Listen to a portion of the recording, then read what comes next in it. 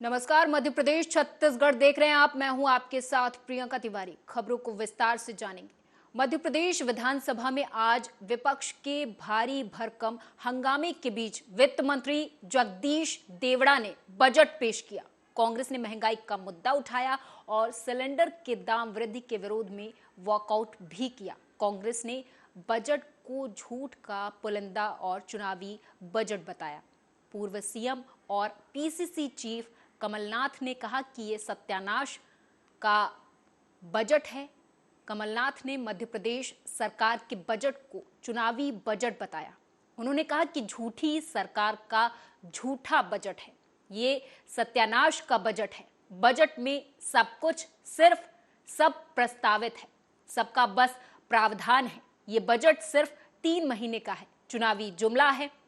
कमलनाथ ने यहां तक कह दिया कि मध्य प्रदेश में इस साल 1 करोड़ बेरोजगार हैं। डॉक्टर, शिक्षक की कमी की संख्या 25% बढ़ी है। बजट सिर्फ एक फॉर्मेलिटी है। लाडली बहन योजना सिर्फ एक नाटक है।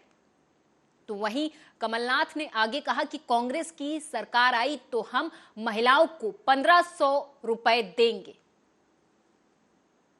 समस्या महंगाई है, बजट इसका जवाब दे कि महंगाई से कैसे इस शुरुआत में 500 रुपए गैस का भाव बढ़ा के महंगाई आज 50 रुपए भारत सरकार ने गैस बढ़ा दी है। आम आदमी के महिलाओं को हमने कहा मुख्यमंत्री आपने 1000 रुपए देने की घोषणा की है, तो आप 1000 रुपए की देंगे, गैस में आप 2500 से 3000 रुपए महिलाओं के घर का बजट कम कर रहे हो। इसलिए आप इस बढ़े हुए बजट को महंगाई को वापस ले घोषणा करें सदन में कि मध्य प्रदेश में गैस का सिलेंडर के भाव नहीं बढ़ाए जाएंगे। उन्होंने इस बात को ठुकरा दिया, इसलिए विपक्ष ने हम लोग एमपी में विधानसभा में वित्त मंत्री के बजट पेश करने के दौरान विपक्ष के हंगामे पर मध्य प्रदेश के वित्त मंत्री ने जमकर हमला बोला। उन्होंने कहा कि किसी भी मुद्दे पर विपक्ष बहस नहीं करता बल्कि हो हल्ला मचाता है। आपने पिछले 3.5-4 साल में 3 साल में एक भी सारगर्भित बहस विपक्ष की नहीं सुनी होगी। इनको भी अवसर मिलता है बोलने का, इनका भी समय निर्धारित होता है, लेकिन उसमें बोलना नहीं है, हो हल्ला करना है। ये दुर्भाग्य है प्रदेश की जनता का। जहां तक बजट का सवाल है तो बजट ने राम राज्य की कल्पना को साकार, जैसे हमारे यहां पर चौपाई में कहा गया, समाज की बंदिशों ने आज एक परिवार को घर से नहीं बल्कि गांव से बेघर कर दिया। ऐसा ही एक मामला सरगुजा जिले के लुंड्रा विकास खंड से सामने आया, जहां प्रेम प्रसंग की वजह से पूरा परिवार बेघर हो गया। दरअसल लुंड्रा थाना क्षेत्र अंतर्गत ग्राम अगासी में अगरिया परिवार रहता है, जहां बेटे के प्रेम प्रसंग की वजह से गांव वालों ने परिवार वालों को घर बेघर के साथ ही हुक्का पानी भी बंद कर दिया, जिसकी वजह से परिवार सरकारी दफ्तरों के चक्कर लगाने को मजबूर है। इधर अगरिया परिवार के द्वारा थाने में शिकायत की गई तो थानेदार ने मारपीट होगी तब रिपोर्ट दर्ज करवाने आना बोलकर थाने से भगा दिया, जिसके बाद पीड़ित परिवार जिला मुख्यालय अंबिकापुर पहुंचा, जहां वकील के माध्यम से सरगुजा एसपी को शिकायत की गई है। कासी गांव है, लुंड्रा थाना अंतर्गत पड़ता है। वहां पर गांव के कुछ लोगों के द्वारा उनको घर से बाहर सामान फेंक दिया गया है और उन पर कार्रवाई करने हेतु उन्होंने आवेदन पत्र दिया है। और उस आधार पर इसमें अग्रिम विवेचना और अग्रिम जांच के लिए हमने थाना प्रभारी को निर्देशित किया है कि इसमें विधिवत जाँच करके आवश्यक वैधानिक कार्रवाई उन पर करें। जो प्रारंभिक जो पूछताछ में ये पता चला है कि ये जो परिवार है वो कुछ वर्षों से वहाँ पर रह रहा है और उनके द्वारा यह बताया भी गया है कि ये शासकीय ज़मीन में मकान बना कर रहे हैं, जिसमें गांव वालों को भी आपत्ति थी और उन्हीं का जो पुत्र है, जो प्रार्थियां हैं, उनका जो लड़का है वह गांव की किसी लड़की को के साथ भागा हुआ है, जिस पर से गांव वालों में कुछ लोगों को आपत्ति है। उस आधार पर गांव वाले उनका एक विरोध कर रहे थे। इसके आधार पर इन लोगों के बीच में बैठक भी हुई थी। एक बार इससे पहले भी एक बार पुनः ऐसी घटना उसके द्वारा कारित की गई थी, जिसको लेकर गांव वालों को आपत्ति थी। उस आधार पर थाना प्रभारी को इसमें निर्देशित किया गया है कि गांव में जाकर लोगों से इस संबंध में पूछताछ कर। वो अगासी गांव के है, तो इनके वयस्क लड़की है और इनके लड़के से शादी करना चाहती है और उसी के साथ में रहना चाहती है। 1-2 बार वापस कर भी चुके हैं सब, फिर इसके बाद आए और वो सब भाग गए। तो इन लोग रिपोर्ट करने के लिए आए थे इस उद्देश्य से कि हम लोग थाने में गए और हमारी सुनवाई नहीं हुई, तो यहाँ पे आ गए अंबिकापुर में एसपी साहब के महोदय के पास आवेदन देने के लिए कि हम थाने में 112 में फ़ोन किए तो शायद कोई आदमी है, वो गांव का कोई लीडर है, वो उनको दिखाया कि तुम्हारा टीआई से बात हुआ है, और दिखाने के बाद में दरबार में बुलाए थे सुबह। उसके बाद गए थे दरबार में, तो वहाँ से दरबार में गए थे तो लड़की लड़का तो भाग गए हैं, पता नहीं कहाँ भागे हैं। मेरा भाई है वो, लेकिन लड़की लड़का वाला तो बातें नहीं किए हैं। उन लोग डायरेक्ट बोल रहे थे कि नहीं घर को खाली करो, ऐसे कह के पूरा एकजुट होके और हम लोग को ले गए घर। मेरे पापा को आगे आगे करके ढकलते हुए ले गए घर। उसके बाद जाने के बाद ज़बरदस्ती कर रहे थे कि नहीं घर को खाली करो कह के पूरा आदमी लोग। तो हम लोग बोले कि हम लोग खाली नहीं करेंगे। फिर उन्हीं लोग पूरा खाली किए हैं, फेंक दिए हैं पूरा बाहर में। फेंकने के बाद पूरा ताला भर दिए हैं दोनों तीनों तरफ को। उसके बाद हम लोग भूखे प्यासे वहाँ परसों दिन रात को दरबार बुलाए थे 8:30 बजे रात को, और बात तो हम लोग से कुछ नहीं पूछे, 1-2 शब्द बोले और मारने के लिए पूरा गांव वाले आ गए एकदम सामने, मारो मारो कह के। फिर हम लोग आ गए वापस घर में, और वापस आने के बाद सुबेरे हम लोग थाना में गए। थाना में जाने के बाद पुलिस वाले बोले कि अभी तो कुछ नहीं हुआ है, तो क्यों रिपोर्ट करने के लिए आए हो।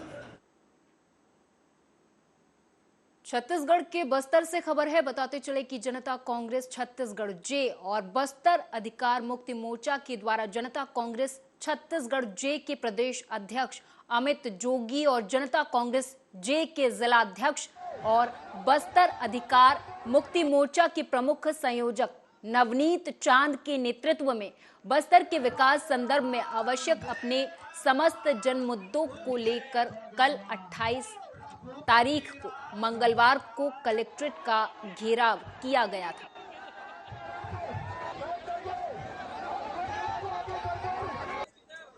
कलेक्ट्रेट का घेराव था। ये वो मुद्दे हैं जो जमीनी मुद्दे हैं, जो एक आम नागरिक के हैं।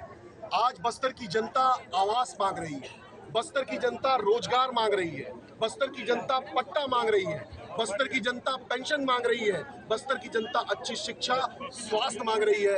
और कांग्रेस के विधायक और भारतीय जनता पार्टी की केंद्र सरकार लगातार बस्तर को सिर्फ एक वोट बैंक के रूप में देख रही है, उन्हें जगाने के लिए कि अगला चुनाव धर्म के नाम पर नहीं मुद्दों पर होगा, और वो मुद्दे जनता के होंगे, गरीब के होंगे। इसको लेकर आज का कलेक्टर घेराव है, और अगर ये मांगे पूरी नहीं हुई तो इससे बड़ा आंदोलन आने वाले समय। धर्म के नाम पर बस्तर को बांटने का प्रयास किया जा रहा है, इसमें कोई संदेह नहीं होगा।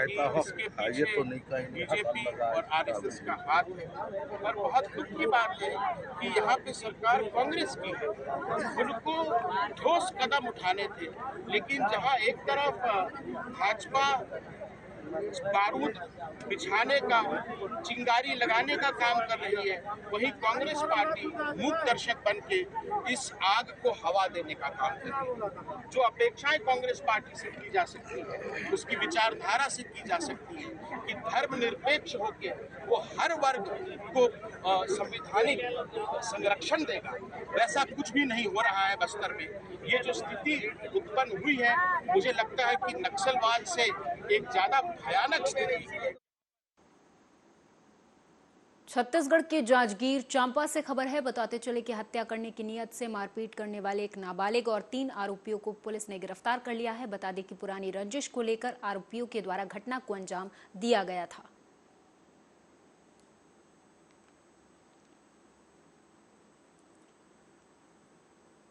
रायगढ़ नगर निगम में मंगलवार को साधारण बैठक में 15 एजेंडों पर विचार विमर्श किया गया। हालांकि साल में एक बार आयोजित होने वाले साधारण बैठक पर शहर विकास के मुद्दे नहीं होने से बीजेपी के पार्षदों ने विरोध किया, लेकिन कई मुद्दों पर पक्ष विपक्ष ने सहमति भी दी है। सम्मानित पार्षद की बात को पूर्ण कराने का कार्य को करने की जिम्मेदारी आपकी बनती है सभापति महोदय। इस बात को बंधु, आप अगर इस बात को से अगर आप जिम्मेदारी से भागेंगे कि कल आपको मैं जानकारी मुहैया कराऊंगा और परसों मैं कार्रवाई करूंगा, ये बात उचित नहीं दिखती है। यहाँ पर अगर एक सम्मानित पार्षद रायगढ़ जिले के ऐसे पुलिसकर्मी जिन्होंने अपने कार्य को बखूबी अंजाम दिया है, उन्हें आज रायगढ़ पुलिस कंट्रोल रूम में वरिष्ठ पुलिस अधीक्षक ने प्रशस्ति पत्र देकर सम्मानित किया। इस क्राइम मीटिंग में करीब 11 पुलिसकर्मियों को प्रशस्ति पत्र देकर सम्मानित किया गया है। इस दौरान वरिष्ठ पुलिस अधीक्षक सदानंद कुमार ने कहा कि इस प्रकार के आयोजन होने से उन पुलिसकर्मियों का मनोबल बढ़ता है जो अपने कार्य को लगन पूर्वक पूरा करते हैं। साथ ही अन्य पुलिसकर्मियों को भी उनके समान कार्य करने की प्रेरणा मिलती है। जी, मैंने देखा कि यहाँ काफ़ी अच्छा काम हुआ है और काफ़ी अच्छे लड़के हैं। यहाँ काफ़ी हमारा स्टाफ काफ़ी एक्टिव है। तो उसी सिलसिले में अभी पिछले कुछ दिनों में हमारे जवानों के द्वारा, हमारे स्टाफ के द्वारा खासकर ये समन्स वारंट की तामीली हो गई और गिरफ्तारी वारंट और अस्थाई वारंट की पकड़ धकड़ में बहुत अच्छा रोल प्ले किया। और एक अभी हाल फिलहाल एक भंगुरसिया जगह पे एक अटेम्प्ट किया गया था, मतलब लूट का अटेम्प्ट किया गया था, जिसे तत्काल जो है रायगढ़ के वरिष्ठ पुलिस अधीक्षक सदानंद कुमार समय समय पर जिले भर के सभी पुलिसकर्मियों की क्राइम मीटिंग लेते रहते हैं। इसी कड़ी में रायगढ़ के पुलिस कंट्रोल रूम में वरिष्ठ पुलिस अधीक्षक के मार्गदर्शन में क्राइम मीटिंग का आयोजन किया गया, जिसमें जिले भर के सभी पुलिस अधिकारी मौजूद रहे।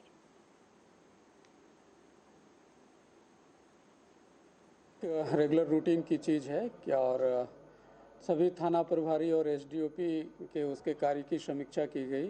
थाना स्तर पर लंबित अपराध, लंबित मर्ग और जो पुराने जो मामले हैं, खासकर हमारे पुराने मामले जो छूटे हुए हैं, जिसकी विवेचना चल रही है लेकिन उसमें और प्रगति आए, उसको लेकर के आज ये मीटिंग ली गई और ताकि जल्द से जल्द मामले का निराकरण किया जा सके और लंबित शिकायतें भी पेंडेंसी है उस पे ऊपर भी उसका निराकरण किया जा सके और आगे जो है हमारी रणनीति किस तरह रहेगी उन पे जो है आज निर्देशित किया गया और आदेशित भी किया गया कि आप लोगों के बीच, जो आम जनता है उनके बीच एक अच्छा संवाद जाए, उनका हर ग्रीवेंसेस को सुने और उस पर त्वरित कार्रवाई करें।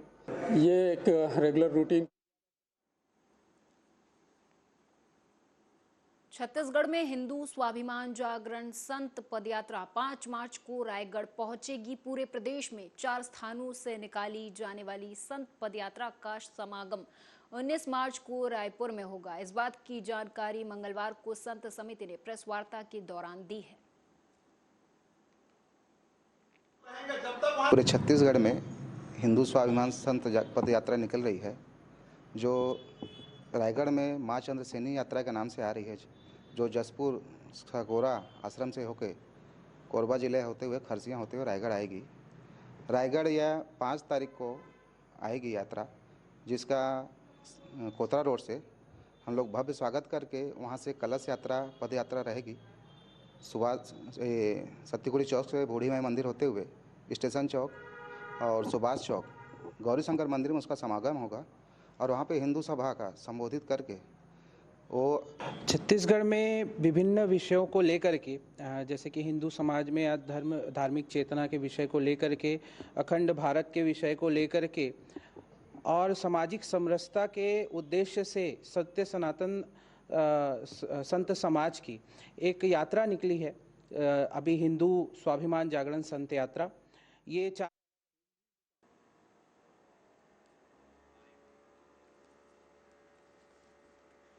कटनी जिले के विजय राघवगढ़ थाना क्षेत्र के ग्राम पंडखुरी में 3 बाड़ियों में अफीम यानी पोस्ता की खेती की जा रही है। मामले की जानकारी लगते ही Vijay Raghavgarh police action mode में आ गई। अफीम की खेती कर रहे लोगों के खिलाफ इस दौरान कार्रवाई की गई है।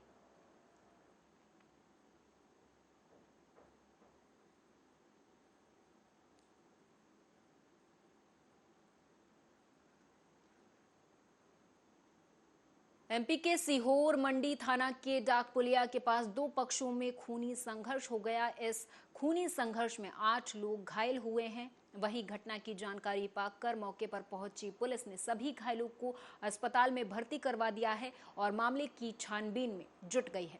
बता दें आपको कि खूनी संघर्ष हुआ था। इस खूनी संघर्ष में 8 लोग घायल हुए हैं। हालांकि पुलिस ने अब पूरे मामले पर कार्रवाई करते हुए सभी घायलों को अस्पताल में भर्ती करा दिया है।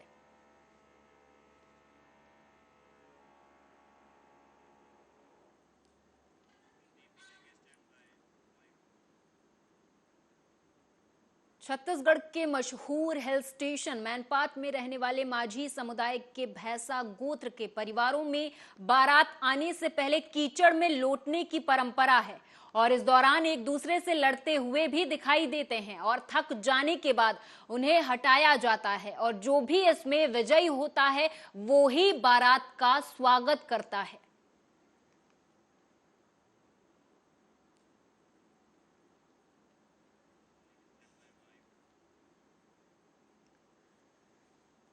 अगली खबर छत्तीसगढ़ के दंतेवाड़ा जिले से है, जहां आगामी त्योहारों को देखते हुए सांप्रदायिक सद्भाव, कानून और शांति व्यवस्था बनाए रखने के लिए जिला संयुक्त कार्यालय में कलेक्टर विनीत नंदनवार की अध्यक्षता में शांति समिति की बैठक ली गई। बैठक में कानून और शांति व्यवस्था बनाए रखने पर चर्चा की गई। बैठक में जनप्रतिनिधि, अतिरिक्त पुलिस अधीक्षक, एसडीएम, धार्मिक गुरु भी मौजूद रहे।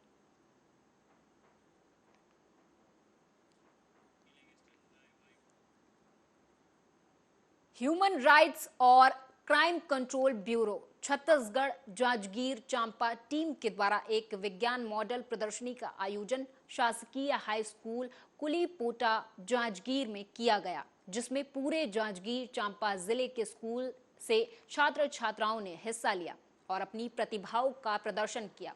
राष्ट्रीय विज्ञान दिवस कार्यक्रम पर उत्कृष्ट प्रदर्शन करने वाले बालक बालिकाओं को विशेष सम्मान भी दिया गया है।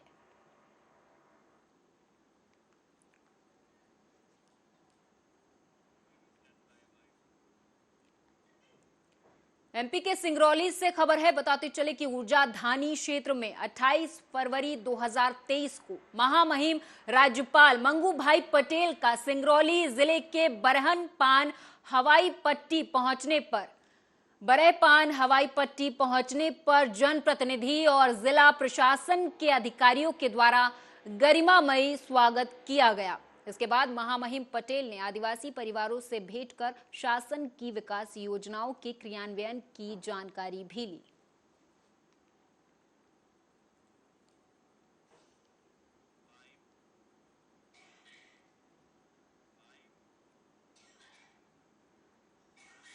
अंबिकापुर के गांधीनगर स्थित शासकीय माध्यमिक स्कूल में बाल मेला सीखने सिखाने के उत्सव का आयोजन किया गया, जिसमें अंबिकापुर ब्लॉक से 3 स्कूल के बच्चे आए हुए थे। स्कूल के बच्चों ने इस बाल मेला आयोजन में भाग लिया और बच्चों ने अपने हुनर को दिखाते हुए अलग अलग प्रकार की चित्रकला, मिट्टी के बर्तन, पंचर बनाना, भाषा की गतिविधियां और गणित से संबंधित पजल जोड़ना और घटाना इत्यादि इस दौरान प्रदर्शित किया।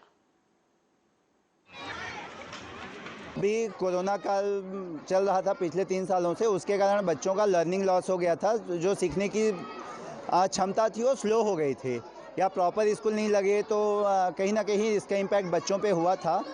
तो अब चूँकि हमारे विद्यालय मुख्य धारा में लौट आए हैं और बच्चों का जो 3 साल में लर्निंग लॉस हुआ है, तो बच्चों को पढ़ाई के प्रति रुचि बनी रहे करके ये कार्यक्रम आयोजित किया जा रहा है और इसमें शिक्षक और बच्चों ने मिल के जो हैंड्स ऑन मटेरियल तैयार किए हैं उसके माध्यम से कार्यक्रम चलाया जा रहा है।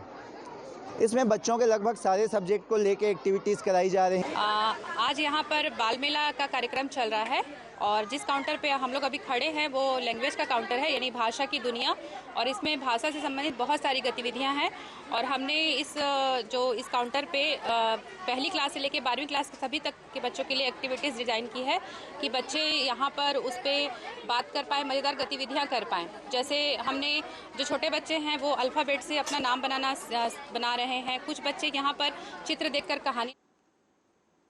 छत्तीसगढ़ के जांजगीर चांपा से खबर है। बता दें कि फर्जी पुलिस बनकर अवैध वसूली करने वाले आरोपी को पुलिस ने गिरफ्तार कर लिया है। दरअसल आरोपी मोटरसाइकिल में घूमकर अवैध वसूली करता था, तो वहीं जब पुलिस को इस बात की शिकायत मिली तो पुलिस ने सतर्कता दिखाते हुए आरोपी को धर दबोचा और थाने ले आई, जहां उससे आगे की पूछताछ जारी है। बता दें आपको कि यह आरोपी बाइक पर घूमकर लोगों से धोखाधड़ी करता था, उनसे अवैध वसूली करता था। जब इस बात की जानकारी पुलिस को लगी तो पुलिस ने सतर्कता दिखाते हुए आरोपी को धर दबोचा, थाने ले आई और पूछताछ जारी है।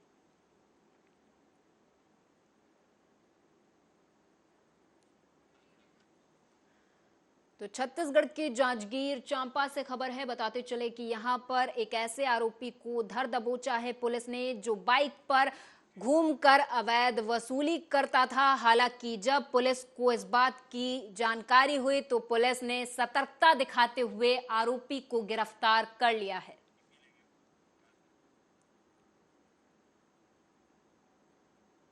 एमपी विधानसभा बजट सत्र का आज तीसरा दिन था। शिवराज सरकार ने इस कार्यकाल का आखिरी बजट पेश किया।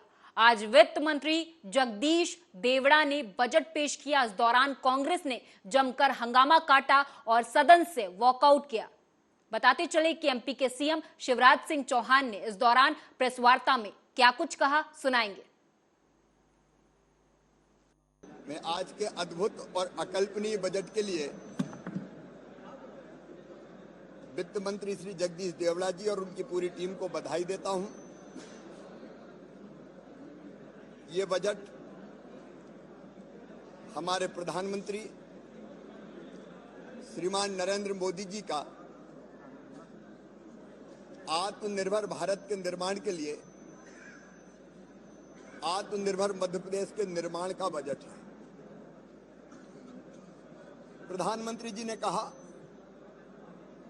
भारतीय जनता पार्टी ने कहा, गरीब कल्याण हमारा संकल्प। ये गरीब के कल्याण का बजट है। ये मां, बहन और बेटी के उत्थान का बजट है। ये किसानों की आय बढ़ाने का बजट है। सर्व समावेशी और सर्वस्पर्शी बजट। मित्रों, ये बहुत संतुलित बजट है, क्योंकि एक तरफ आप देखेंगे इंफ्रा के लिए कैपिटल एक्सपेंडिचर, पूंजीगत व्यय, उसका प्रावधान इस बार 56,256 करोड़ रुपया किया गया है, पिछली बार से 15% ज्यादा। तो एक तरफ अधोसंरचना विकास का भी बजट है, तो दूसरी तरफ जनता के कल्याण के लिए। मित्रों, मां, बहन, बेटी मतलब महिला, आधी आबादी, उनका कल्याण हमारी प्राथमिकता रही है और 1,02,976 करोड़ रुपए का प्रावधान इसके लिए किया गया है। मैं समझता हूं कि अब तक का ये सबसे ऐतिहासिक कदम। मैं एक और बधाई देना चाहता हूं इस बात के लिए कि मुख्यमंत्री कौशल अप्रेंटिसशिप योजना, ये अपने आप में अभूतपूर्व है। 1,000 करोड़ रुपए का इसमें प्रावधान किया गया है। 1 लाख युवाओं को इसका लाभ मिलेगा। इस बार एक नई योजना मुख्यमंत्री बालिका स्कूटी योजना, जो शासकीय स्कूल में 12th क्लास में अपने स्कूल में पहले नंबर पर आएगी, उस बिटिया को स्कूटी ई स्कूटी प्रदान की जाएगी। रोजगार के लिए 1 लाख से ज्यादा नौकरियों पर भर्ती चल ही रही है, लेकिन उसके अतिरिक्त स्वरोजगार की योजना, मुख्यमंत्री युवा उद्यम क्रांति जैसी योजनाओं के लिए पर्याप्त प्रावधान और अपने नौजवानों को स्किल्ड करने के लिए भोपाल में संत रविदास ग्लोबल स्किल पार्क बन रहा है। उसी की तर्ज पर ग्वालियर, जबलपुर, सागर, रीवा में ये बड़े स्किल सेंटर स्थापित किए जाएंगे। समाज के अनुसूचित जाति और जनजाति कमजोर वर्ग के लोगों को देखें तो जनजाति कल्याण के लिए 36,950 करोड़ रुपया, जो पिछले साल से 37% अधिक है, जिसमें सिकल सेल मिशन के लिए भी प्रावधान किया गया है 50 करोड़ रुपए का, और अनुसूचित जनजाति के लिए भी 26,087 करोड़ रुपए का प्रावधान किया गया है। पिछड़ा वर्ग के लिए, घुमंतु विमुक्त अर्धघुमंतु समुदाय के लिए बजट में विशेष रूप से प्रावधान किया गया है। शिक्षा पर 38,375 करोड़ रुपए, जो पिछले साल से 5,532 करोड़ रुपया अधिक है। और 2 विशेष चीजें, सीएम राइज स्कूल के लिए भी प्रावधान, ताकि उच्च गुणवत्ता वाली शिक्षा हम अपने विद्यार्थियों को दे सकें। और पीएम श्री योजना के अंतर्गत पीएम साहब जो पीएम श्री स्कूल बनाने वाले, उस पर स्टेट का शेयर भी हमने दिया है, उसके लिए भी 277 करोड़ रुपए का प्रावधान किया है। इससे शिक्षा की गुणवत्ता सुधरेगी। मित्रों, हमारे खिलाड़ी खेल के मैदान में बहुत बेहतर प्रदर्शन कर रहे हैं। मैं आज के